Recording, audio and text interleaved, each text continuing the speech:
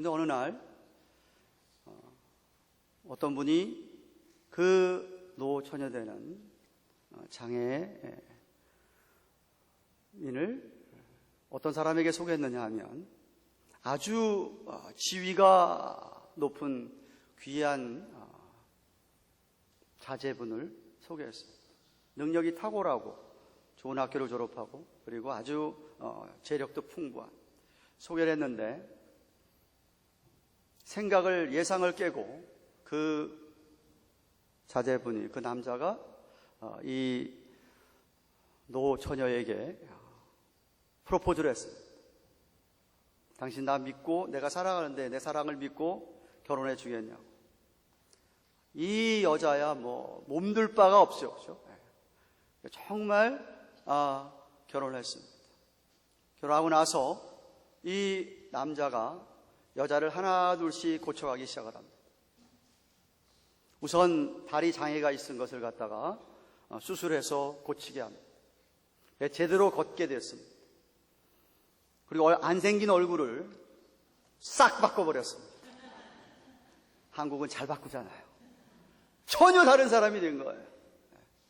거기다가 재력이 있으니까 최고로 좋은 옷과 최고로 좋은 구두, 핸드백 할 거 없이 정말 이제 모든 사람이 부러워하는 여자로 바뀌어 버렸습니다.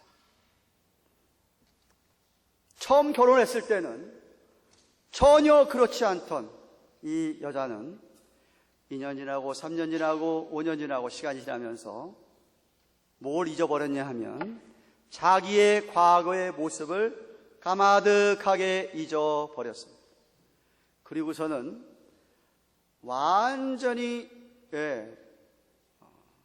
어깨에다 힘주고 다니기 시작을 합니다.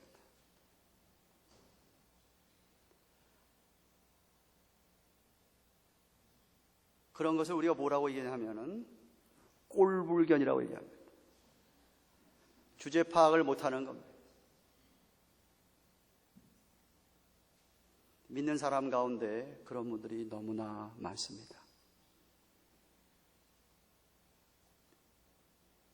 자기 자신이 어떠했었는가, 또 지금도 사실은 우린 다 죄인인데 주제 파악을 하지 못하고 스스로 높아진 줄 알고 교만할 때가 있습니다. 하나님이 아주 싫어하는 모습입니다. 전혀 내세울 게 없는데 사실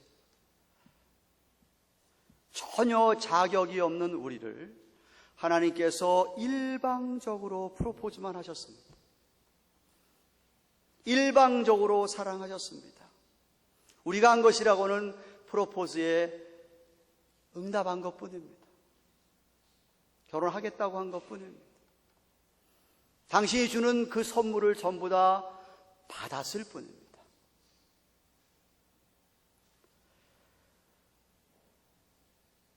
이것을 그래서 우리가 은혜라고 합니다.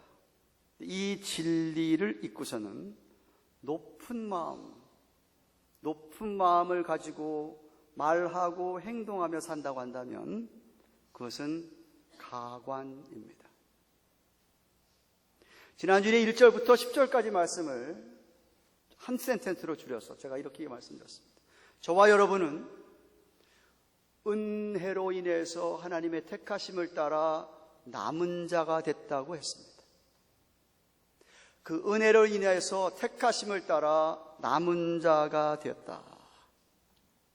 이스라엘 백성들 가운데서도 남은 자가 있기 때문에 하나님이 이스라엘 백성들을 아주 버렸다고 생각하면 안 된다고 그랬습니다. 오늘 본문에도 계속해서 바울은 이스라엘 백성들이 완전히 넘어져가지고 버림을 받은 게 아니라 지금 잠깐 실족한 상태라고 이야기합니다. 실족했다라고 이야기합니다. 그들이 실족했기 때문에 그 구원이 이방인에게 우리에게 임하게 되었다라고 말씀하고 있습니다. 11절 말씀 다시 보십시오. 그러므로 내가 말하노니 저희가 넘어지기까지 실족하였느뇨? 그럴 수 없느니라. 저희의 넘어짐으로 구원이 이방인에게 이르러 이스라엘로 시기 나게 함이라 그랬습니다. 이스라엘이 완전히 다 망하도록 넘어진 것은 아니다.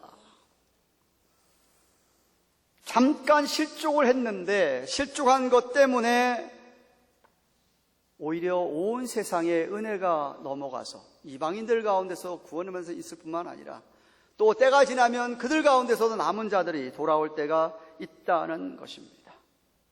지금은 잠시 넘어져 있기 때문에 실족했기 때문에 예수 믿는 사람 믿지도 않을 뿐만 아니라 믿는 사람들을 핍박하고 믿는 사람들을 못 살게 굴지는 몰라도 그러나 하나님이 이방인에게 누리려 구원을 주시면서 이방인들이 복을 받는 것을 보고 이방인들이 부요해지는 것을 보게 되면 그때 이스라엘 사람들이 그것이 시기가 되어서 그들도 돌아올 때가 있다라는 말씀입니다.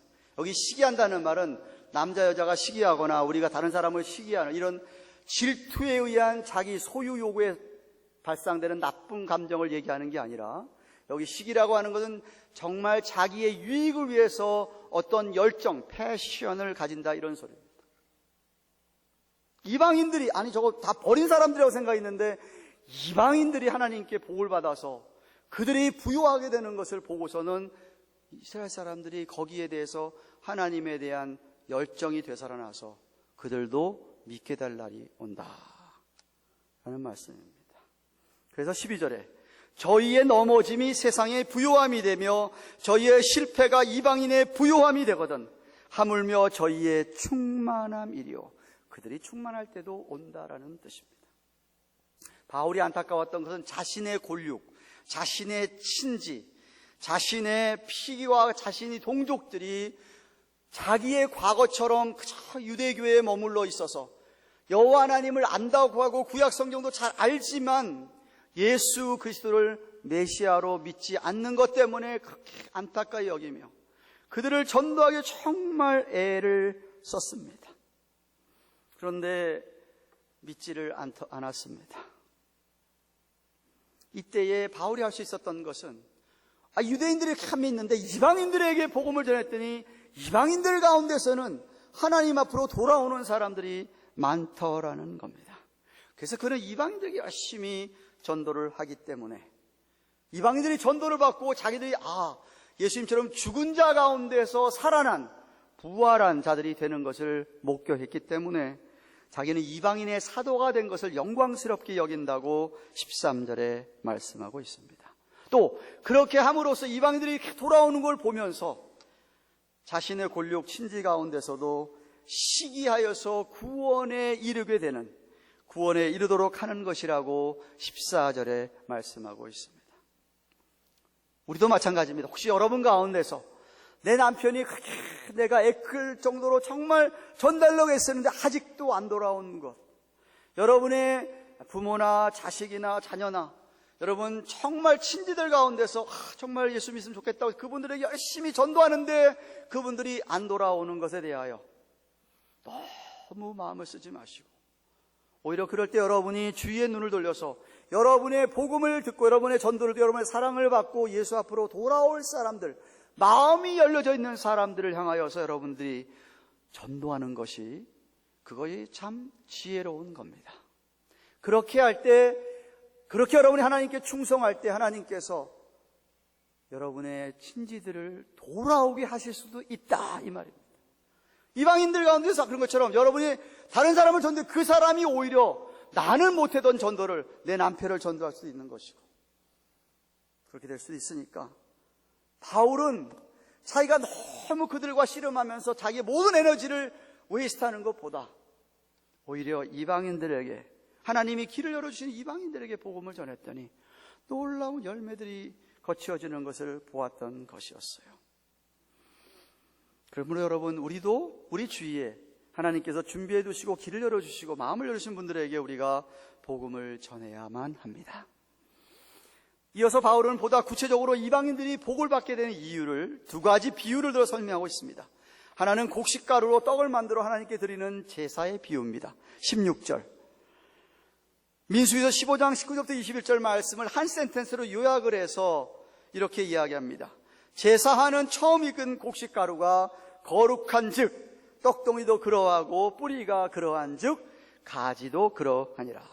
이스라엘 사람들은 처음 익은 곡식을 추수하게 되면 그걸 가지고 떡덩이를 만들어서 하나님께 제사를 드렸는데 그것을 거제라고 불렀습니다. 일종의 감사의 제물, 감사의 제사였습니다. 추수하게 해주시면 감사한데 첫 곡식을 이렇게 하나님 앞에 떡을 만들어 드리는 것이었습니다. 그러니까 이 무슨 말이냐면 첫 곡식을 떡을 만들어 드렸기 때문에 그 다음에 익은 곡식을 가지고 우리가 떡을 만드는 것도 저절로 거룩해진, 구별되어진 떡이라는 말씀입니다.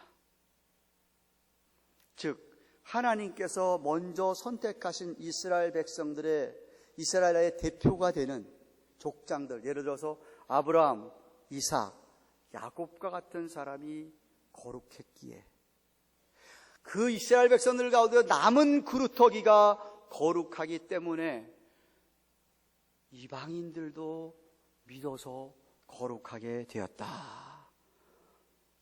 뿌리가 거룩하기 때문에 그 가지도 거룩하다라고 설명을 하고 있는 겁니다.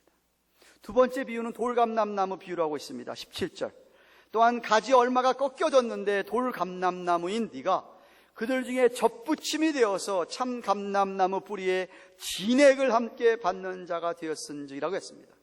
지금 이스라엘을 참 감람나무로 비유하고 있습니다. 올리브 추리.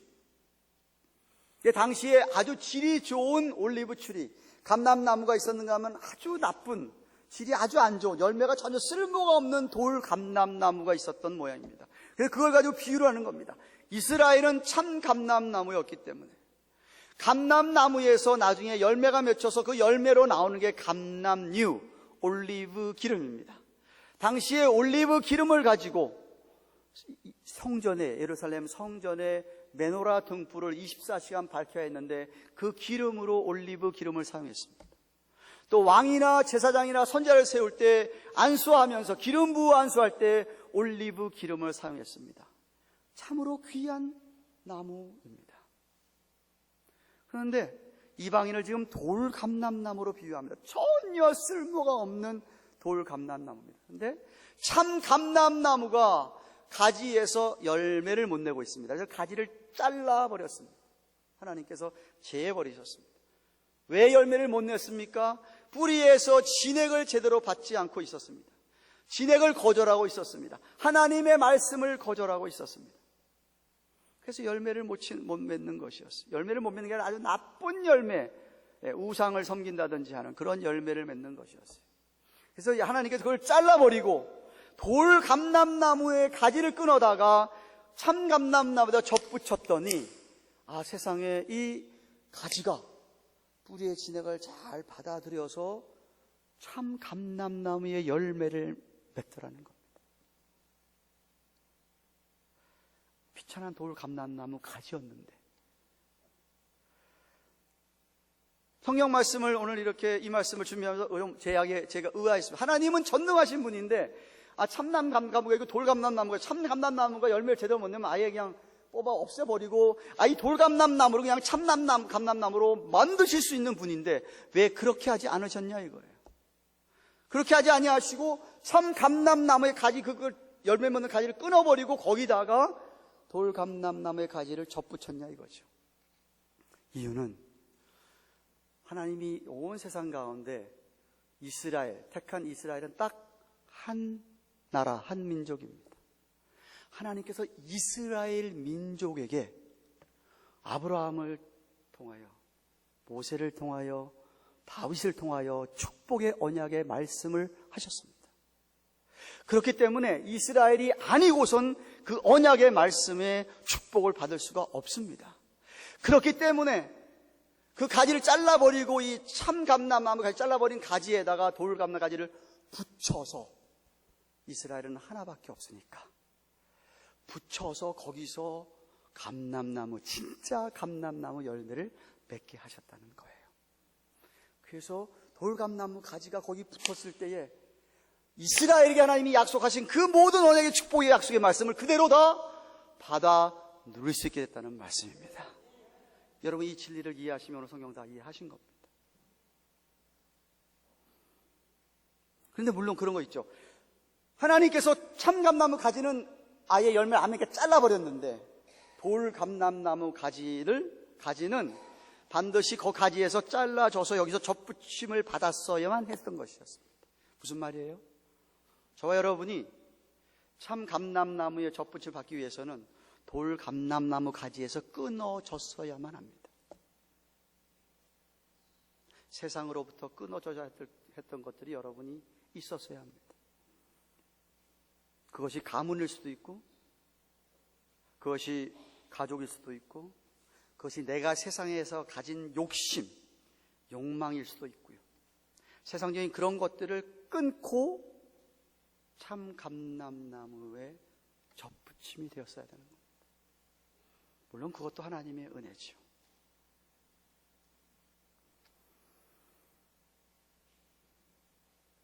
같은 맥락에서 예수님께서 이렇게 말씀하신 적이 있습니다. 누가복음 14장 26절에 물은 내게 오는 자가 자기 부모와 처자와 형제와 자매와 및 자기 목숨까지 미워하지 아니하면 능히 나의 제자가 되지 못하고 라고 한 겁니다.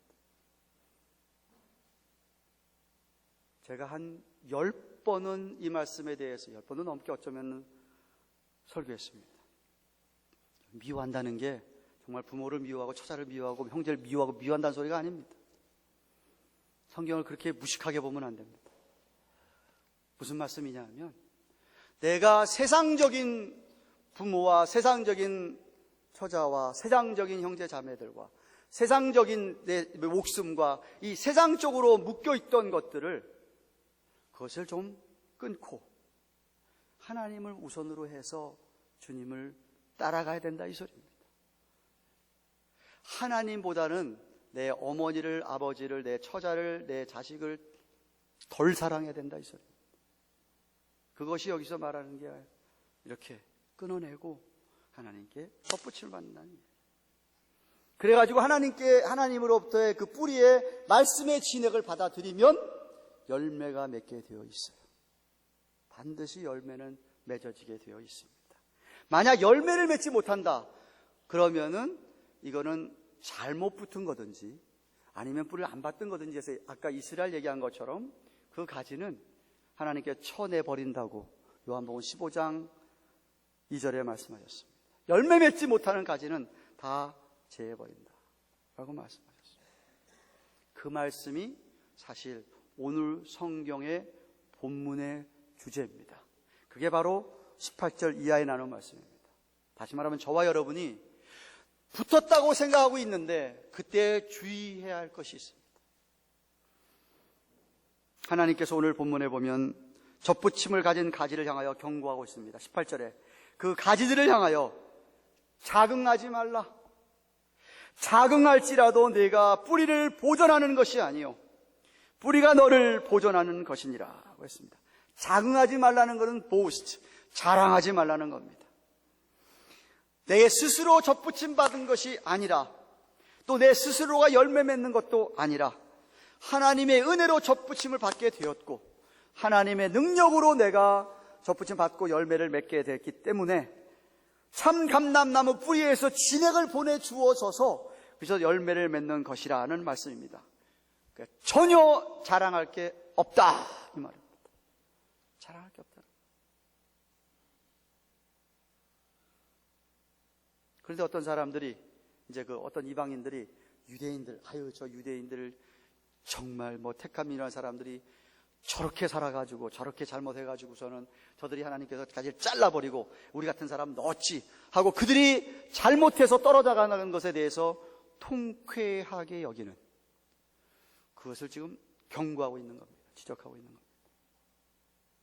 19절 20절에 그러면 내 말이 가지들이 꺾이운 것은 나로 접붙임을 받게 하려 함이라 하리니 야 옳도다. 저희는 믿지 않기 때문에 꺾이우고 너는 믿음으로 섰느니라.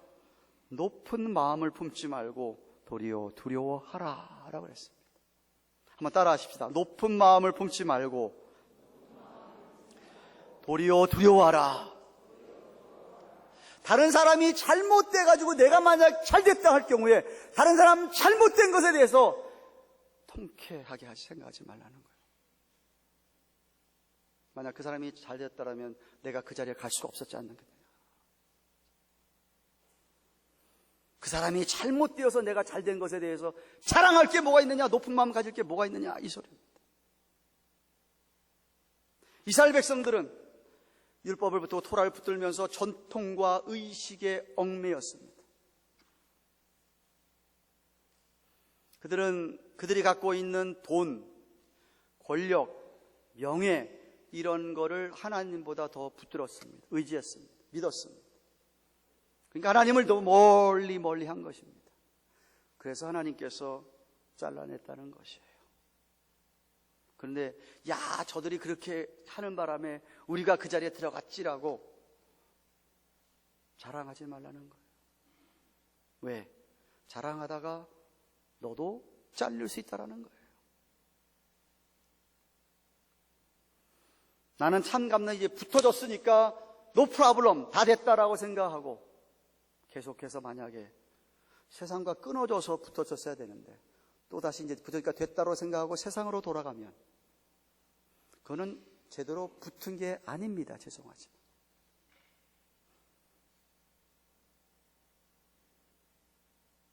교만하게 생각을 하면서 하나님의 진액을 받아들이지 않고 이스라엘 백성들은 자기 마음대로 믿고 살면서 열매를 맺지 아니하면 그들도 잘릴 수 있다라고 얘기합니다. 21절에 하나님이 원가지도 아끼지 아니했는데 너도 아끼지 아니하리라. 만약에 계속해서 높은 마음을 품고 살면서 그렇게 교만하게 군다면 이 소리입니다.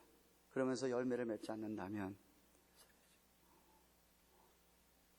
오해하지 마세요. 또 한 목사 설교 듣고 우리가 구원받았다 잃어버릴 수 있네. 지금 그 얘기하고 있는 거 아니에요. 오해하지 마세요. 한 번 구원받았어. 그 사람이 진실로 구원받은 사람은 절대로 구원을 잃어버리지 않습니다. 왜냐하면 그 사람은 끝까지 복음을 붙들고 살기 때문에 그렇습니다. 구원을 잃어버리는 게 아니에요.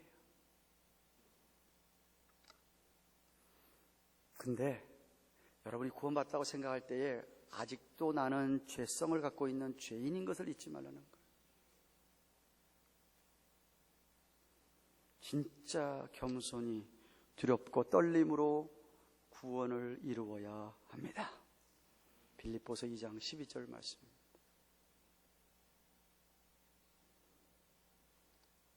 그런 의미에서 높은 마음을 품지 말고 두려워하라고 한 겁니다. 오히려 23절 말씀처럼 젖붙임을 받은 것도 하나님의 능력이지 내 능력으로 된 것이 아니라는 것이죠. 그래서 그걸 항상 잊지 말라고 말씀하십니다. 그래서 22절 말씀입니다. 그러므로 하나님의 인자와 어미를 보라.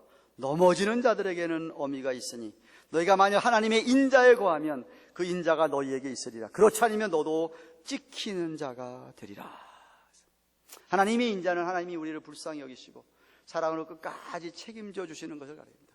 그 인자 앞에 그 믿음 가지고 그 인자 아래에서 우리가 겸손하게 살면 열매를 맺을 수 있는데 그렇지 않고 그 인자 밖으로 뛰어나가게 되면 하나님의 엄미라고 하는 것은 엄격한 권위로 하나님께서 진노하시는 것을 가리키는 겁니다.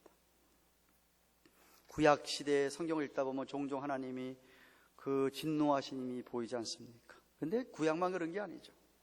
예수님께서도 한 번은 나쁜 열매를 맺는 이상해요. 예수님 그 비유적인 말씀이죠. 마태복음 12장에 보시면은 좋은 나무 같은데 좋은 나무처럼 생겼는데 나쁜 열매를 맺더라 이 말이에요. 예수님이 그 나쁜 열매를 보고 독사의 자식들아 라고 진노하시면서 꾸짖은 장면이 나타납니다. 꾸짖으시는 거예요.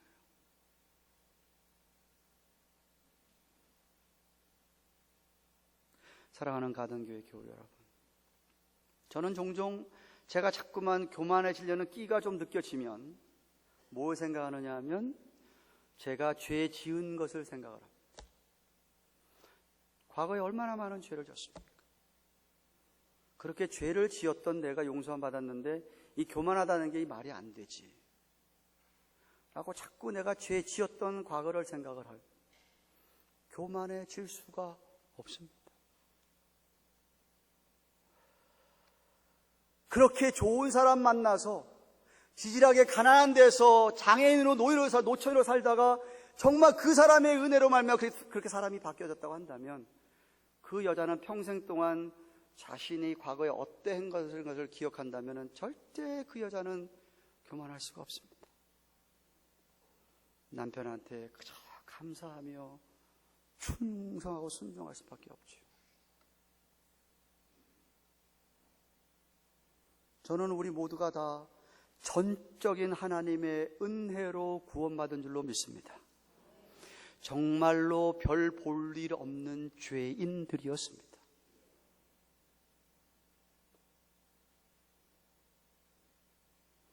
아니, 지금도 죄인입니다. 믿음 하나 때문에 하나님께서 그 믿음 보시고 선물로 너를 이제부터 의인이라고 불러주실 뿐입니다. 불러만 주시는 게 아니라 자녀를 삼으셔서 여러분을 오늘도 불꽃 같은 눈동자로 지켜주시는 우리 하나님의 인자하심입니다.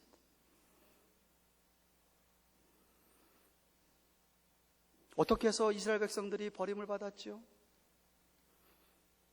본문에 보니까 믿지 않아서 꺾였다고 얘기합니다. 믿지 않아서 꺾인 거예요.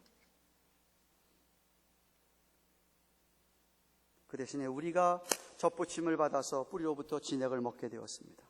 스스로 된 것이 아니라고 그랬습니다. 그렇기 때문에 자긍하면 안 됩니다. 자랑하면 안 됩니다. 높은 마음을 품으면 안 됩니다. 낮아져야 합니다. 그저 입 열면은 감사할 것밖에 없습니다.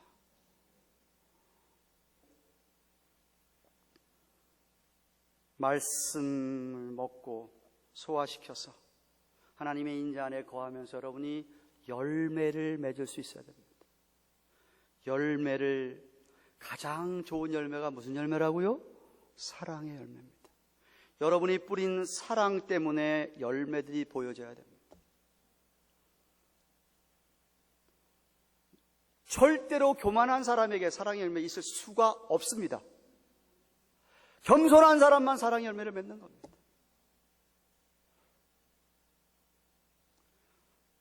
그 열매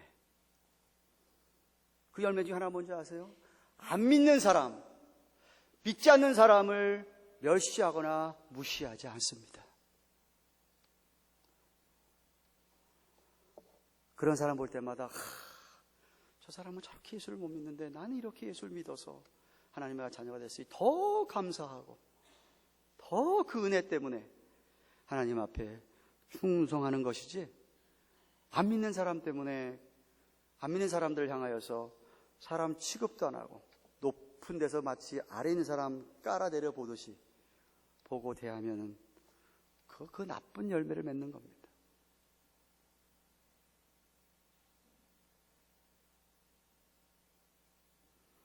왜냐하면 믿지 않는 사람들도 지금 믿지 않는 사람 가운데서는 분명히 하나님의 너를 택하심을 입은 남은 자들이 그 가운데 있기 때문에 그렇습니다. 왜 누군지 몰라서 그렇지. 분명히 있습니다. 누구인 줄 알고 우리가 함부로 대한다는 말입니까? 그럴 수가 없습니다. 사랑으로 전해야 됩니다. 여러분이 사랑으로 전하고 여러분이 정말 믿는 자답게 이 세상에서 이민생활 녹록지 않지 않습니까? 장난 아니지 않습니까? 얼마나 피곤하고 힘듭니까? 그런데 여러분 주위에 여러분을 바라보고 있는 안 믿는 사람들이 저 사람은 저렇게 힘들고 어려운데도 늘 웃음을 잃지 않고 감사하며 살아가는 모습을 볼 때 궁금한 거예요. 물어보고 싶은 거예요. 근데 당신은 속에 무엇이 있어서 그러냐고. 아니 몸에 병이 걸려서 힘들어 죽겠는데도 여러분 웃음을 잃지 않고 하나님께 감사하고 찬송하고 살아가니 도대체 뭐 때문에 그러냐고. 당신 속에 도대체 무엇이 있느냐고 물어보는 사람들에게 대답할 것을 준비하라고 합니다. 대답할 것을.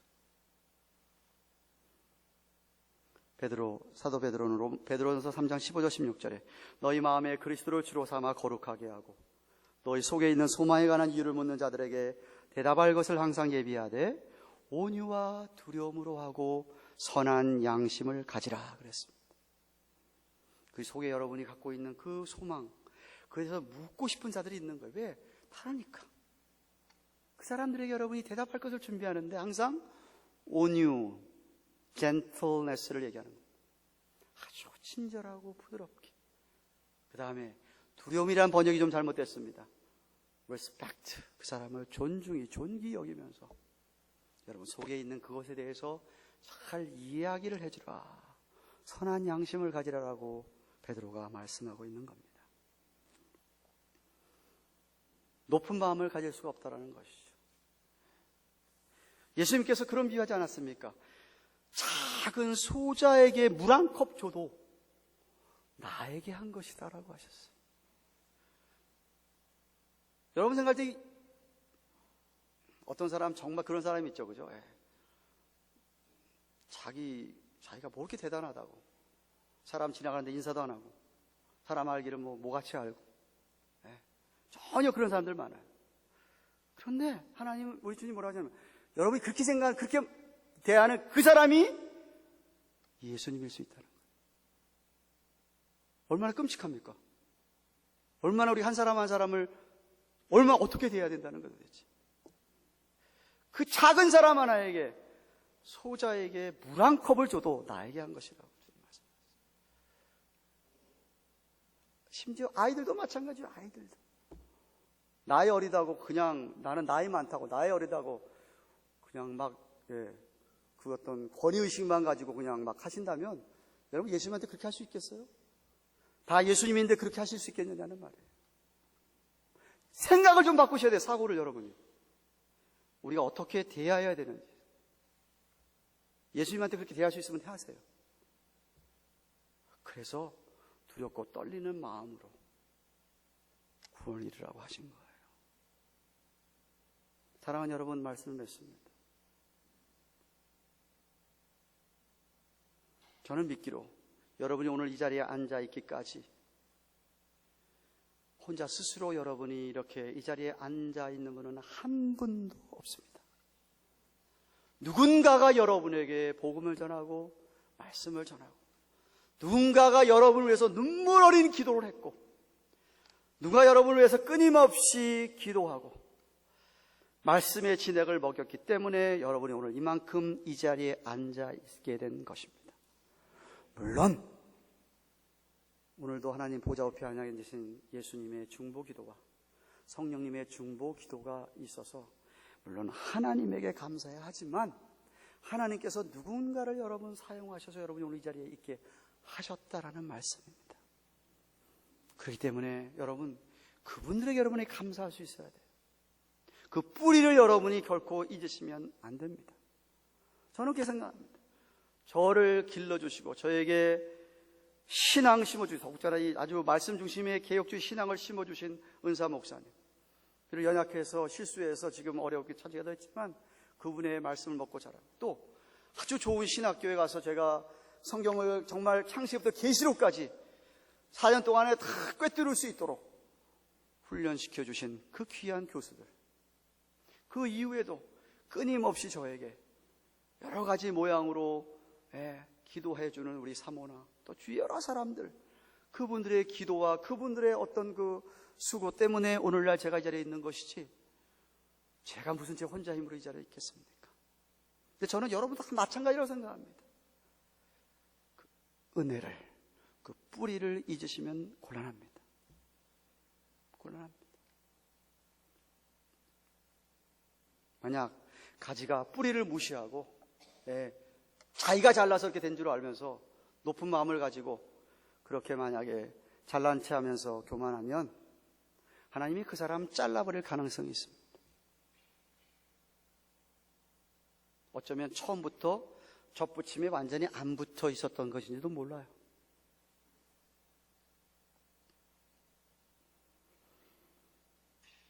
저 여러분이 매 순간을 두려워하셔야 됩니다. 우리 하나님은 인자의 하나님이십니다. 분명히. 그러나 우리 하나님은 또한 엄위의 하나님이십니다.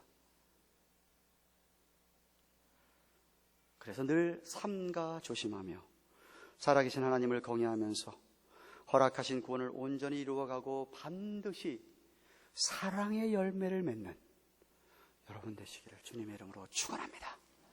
기도하십시다.